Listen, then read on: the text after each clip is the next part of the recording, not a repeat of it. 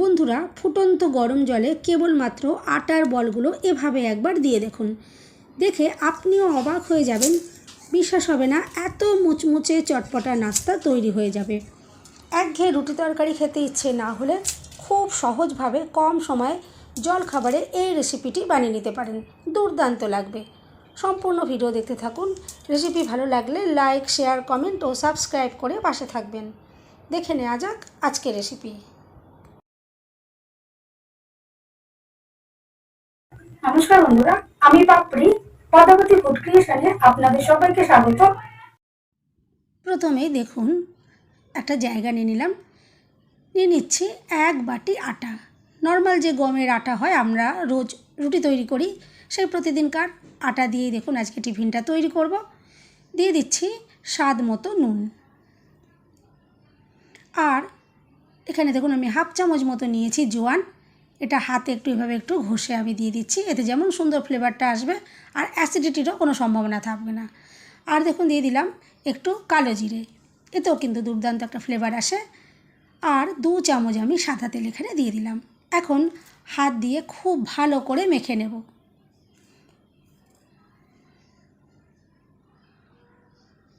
দেখুন হাত দিয়ে খুব ভালো করে একটু আমি এটা মিশিয়ে নেব। বন্ধুরা, আজকের নাস্তাটা কিন্তু একদম ভীষণই চটপটা আর দুর্দান্ত টেস্টি। এভাবে যদি না ট্রাই করে থাকেন, অবশ্যই একবার ট্রাই করবেন। আশা করছি আজকের রেসিপি আপনাদের ভীষণ ভালো লাগবে। এরপর দেখুন নর্মাল জল আমি বারে বারে অল্প অল্প করে দিয়ে আটাটা মেখে নেব। আমি এখানে আটার ব্যবহার করলাম, তবে আপনারা চাইলে ময়দা দিয়েও তৈরি করতে পারেন, তবে আটা দিয়ে তৈরি করলে বেশি হেলদি তৈরি হবে। আটা শরীরের জন্য খুবই উপকারী। দেখুন আটা আমি ভালো করে মেখে নিয়েছি। নর্মাল রোজ আমরা যেরকম রুটি বা পরোটা তৈরি করি, ঠিক সেভাবে মিডিয়াম করে মেখে নিলেই হবে। দেখুন মাখাটা দেখে তো নিশ্চয়ই আপনারা বুঝতেই পারছেন।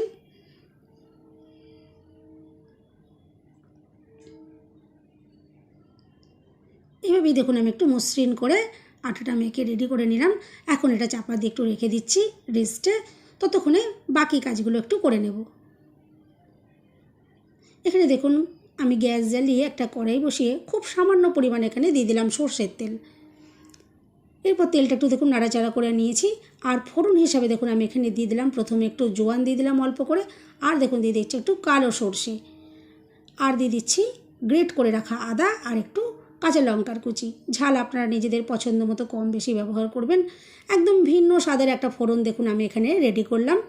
আর ছোট করে কেটে রাখা দেখুন আমি এখানে টমেটো দিয়ে দিলাম। এরপর একটু নাড়াচাড়া করে রেডি করে নেব, যাতে আদা আর টমেটোর কাঁচা গন্ধটা চলে যায়। খুব বেশি ভাজার প্রয়োজন নেই। দেখুন আমি হালকা এটা ভেজে নিয়েছি। এখন এখানে দিয়ে দিচ্ছি অল্প করে একটু গুঁড়ো হলুদ, আর অল্প করে দেখুন একটু দিয়ে দিচ্ছি গুঁড়ো লঙ্কা। ঝাল আপনারা নিজেদের পছন্দ মতো কমিয়ে বাড়িয়ে নিতে পারেন। একটু নাড়াচাড়া করে নিলাম। এরপর আমি কিছুটা আলু সেদ্ধ করে রেখেছিলাম, আলু সেদ্ধটা দেখুন এখানে দিয়ে দিচ্ছি। এটা আমি হাতে একটু ম্যাশ করে নিয়েছি। এরপর নাড়াচাড়া করে সব কিছু ভালো করে মিশিয়ে নেওয়ার পর এখানে আমি দিয়ে দিয়েছি স্বাদ মতো নুন, আর ভাজা ধনের গুঁড়ো আর ভাজা জিরের গুঁড়ো, আর হাফ চামচ মতো দিয়ে দিলাম আমচুর পাউডার। আর দিয়ে দিচ্ছি দেখুন একটু কুচনো ধনে পাতা, আর এখানে ভাজা চিনেবাদাম একটু দিয়ে দিলাম। খেতে অসাধারণ লাগবে, যখন মুখে পড়বে অসাধারণ লাগবে। আমি যে সমস্ত মশলাগুলো দিয়ে এই পুরটা তৈরি করেছি, আপনারা এভাবে অবশ্যই একবার ট্রাই করবেন। দুর্দান্ত টেস্টি হয়। আর দেখুন আলুর যদি বড় টুকরো থেকে যায়, এভাবে একটু খুন্তি দিয়ে ভেঙে ভেঙে দিতে পারেন। দেখুন আমি একটু বড় টুকরোগুলো একটু খুন্তি দিয়ে ভেঙে ভেঙে দিচ্ছি। এরপর দেখুন নাড়াচাড়া করে পুরটা একদম রেডি করে নিলাম। আর এই পুরটা দুর্দান্ত টেস্টি, ভীষণ চটপটা স্বাদের। এভাবে আপনারা বানাবেন, দেখবেন দুর্দান্ত লাগবে। মুখে স্বাদ একদম লেগে থাকার মতো। পুরটা দেখুন আমি সাইডে সরিয়ে রেখে দিয়েছি। এখন যে আটাটা মেখে রেখেছিলাম, মাখা আটাটা দেখুন আমি নিয়ে নিয়েছি। আর এখান থেকে এখন লেচি তৈরি করে নেব।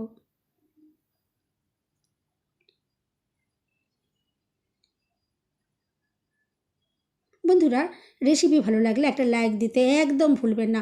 চ্যানেলটা সাবস্ক্রাইব করে পাশে থাকার অনুরোধ রইল। বেল বাটন ক্লিক করে রাখবেন, আমি যখনই নতুন ভিডিও আপলোড করব সঙ্গে সঙ্গে নোটিফিকেশান সবার আগে আপনি পেয়ে যাবেন। এরপর একটা লেচি দেখুন আমি এভাবে বাটির মতো করে তৈরি করে নিচ্ছি। আর তৈরি করাও ভীষণ সহজ, প্রত্যেকেই তৈরি করতে পারবেন, কোনো রকমের অসুবিধে নেই। দেখুন আমি এভাবে একটা বাটির মতো করে তৈরি করে নিয়েছি। এরপরে যে পুরটা আমি তৈরি করে নিয়েছিলাম দেখুন পুরটা এখানে দিয়ে দিলাম। আর একটু পুরটা একটু বেশি পরিমাণেই আমি এখানে দিচ্ছি, তবে পরিমাণ মতো ভরতে হবে, যাতে খুব বেশি হলে আবার বাটিটা বন্ধ করতে অসুবিধে হবে। দেখুন আমি ভালো করে বাটির মুখটা বন্ধ করে দিলাম। আর এরপরে হাতে দেখুন এভাবে গোল পাকিয়ে একদম নিটল একটা গোলের মতো শেপের আমি তৈরি করে নিয়েছি। দেখে তো বুঝতেই পারলেন তৈরি করাটা কতটা সহজ। এইভাবে একে একে দেখুন আমি টিফিনগুলো তৈরি করে নিয়েছি।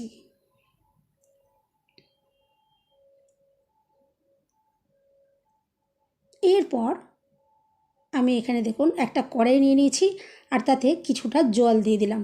এরপরে গ্যাস জ্বালিয়ে আমি জলটা ভালো করে ফুটিয়ে নেব। এই জলটা খুব ভালো করে ফুটিয়ে নিতে হবে। দেখুন জলটা ফুটে ওঠা পর্যন্ত আমি ওয়েট করেছি, আর জলটা দেখুন এখন ফুটে গেছে সুন্দরভাবে। এরপরে একে একে তৈরি করা আটার এই বলগুলো দেখুন আমি ফুটন্ত জলের ভেতরে দিয়ে দিচ্ছি।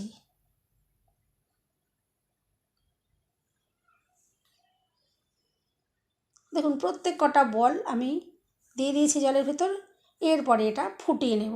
আর প্রথম অবস্থায় এটা নাড়াচাড়া করছি না, চাইলে একটু সাঁড়াশি দিয়ে কড়াইটা ধরে একটু নাড়াচাড়া করে দিতে পারেন। প্রথমে কিছুক্ষণ আমি এটা একটু হতে দিচ্ছি। আর এই বলগুলো রেডি হতে কিন্তু ভীষণ কম সময় লাগবে, একদমই সময় লাগবে না।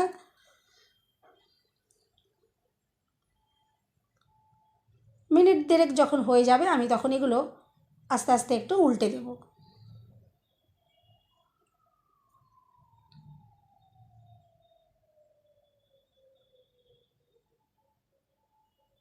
দেখুন আমি চামচ দিয়ে এগুলো একটু উল্টে দিয়েছি। আর 2 থেকে আড়াই মিনিট মতো একটু জলে এভাবে ফুটিয়ে নিলেই কিন্তু এগুলো আটার বলগুলো একদম রেডি হয়ে যাবে।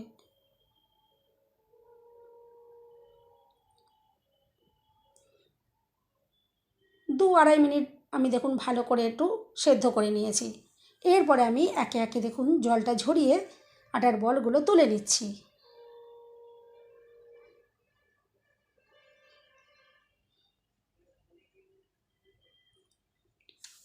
আর এগুলো নামিয়ে নেওয়ার পরে একটু হালকা ঠান্ডা করে নিতে হবে। দেখুন এখন প্রচণ্ড গরম রয়েছে, আমি এটা একটু হালকা ঠান্ডা করে নিয়েছি। এরপরে গ্যাস জ্বালিয়ে কিছুটা তেল আমি গরম করে নিয়েছি, তবে এই তেলটা মিডিয়াম গরম করতে হবে, খুব হাই গরম না করলেও হবে। আমি মিডিয়াম গরম করে নিয়েছি তেলটা। এখন একে একে টিফিনগুলো আবার তেলের ভেতর দিয়ে দিচ্ছি। আর এভাবে যদি আপনারা ভাজেন এই টিফিনগুলো কিন্তু কোনো রকম গ্যাস অম্বল হওয়ার সম্ভাবনা থাকবে না, যেহেতু আটার বলগুলো আগে জলে ভালো করে ফুটিয়ে নেওয়া হয়েছে। আর কোনো রকম তেল শোপ করবে না।